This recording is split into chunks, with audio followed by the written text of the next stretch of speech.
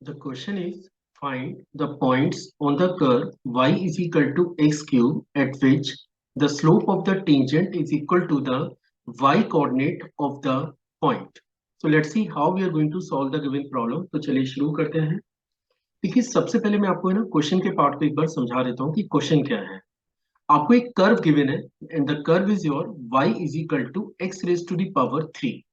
अगर आप इसकी रफ स्केचिंग करेंगे तो लगभग ऐसे ग्राफ आपको नजर आएगा। This is a graph of y is equal to x cube. Now what he was saying, वो ये बोल रहा है कि इस कर्व के ऊपर एक पॉइंट है। Let the point is your p alpha comma beta, और उसने ये बोला है कि जब मैं गिवन पॉइंट पे कोई टेंजेंट बनाता हूं तो इस टेंजेंट का जो स्लोप है वो सेम पॉइंट के y कोऑर्डिनेट के बराबर है। मींस मान के चलिए ये फंक्शन आपके पास y is equal to f x है और आपने इसके अल्फा कॉमा बीटा पे टेंजेंट का स्लोप निकाला और let the slope is m। तो m की वैल्यू क्वेश्चन में दे रखी है बीटा के इक्वल, जो कि इस पॉइंट का y कोऑर्डिनेट है। अब आपको बताना है कि what is the coordinate of, what is the value of alpha and what is the value of beta. हमें अल्फा और बीटा की वैल्यू निकालनी है।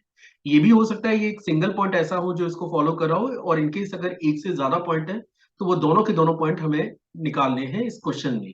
चलिए अब एक और कॉन्सेप्ट पे बात करते हैं।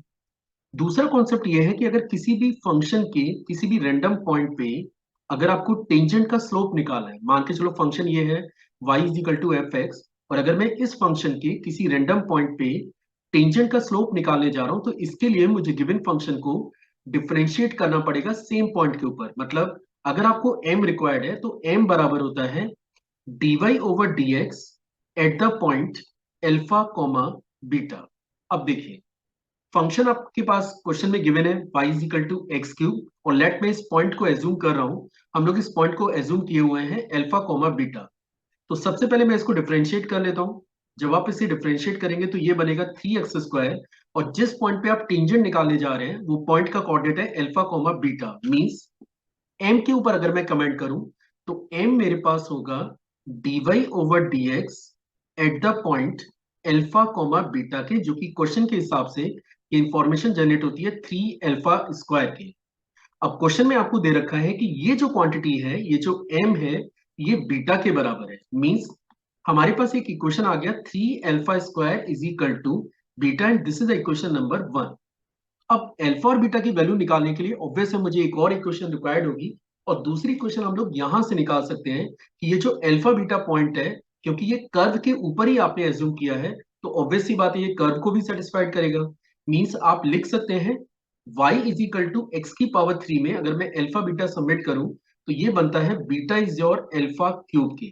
अभी हमें क्या करना है, हमें इन दोनों इक्वेशनों से अल्फा और बीटा की वैल्यू निकालनी है। तो चलिए दोनों को उठा के इक्वेट कर देते हैं।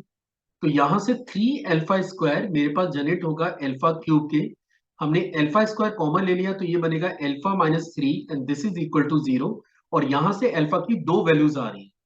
एक वैल्यू है आपके पास अल्फा इज इक्वल टू 0, और एक वैल्यू है आपके पास अल्फा इज इक्वल टू 3। और फंक्शन मेरे पास है y is equal to x की पावर 3। जब आप अल्फा की जगह 0 सबमिट करेंगे तो बीटा आपको यहाँ पे 0 मिलेगा, और अल्फा की जगह जब 3 सबमिट करेंगे तो बीटा आपको मिलेगा 27। मींस एक पॉइंट आपके पास है 0,0 और दूसरा पॉइंट आपके पास है 3,27।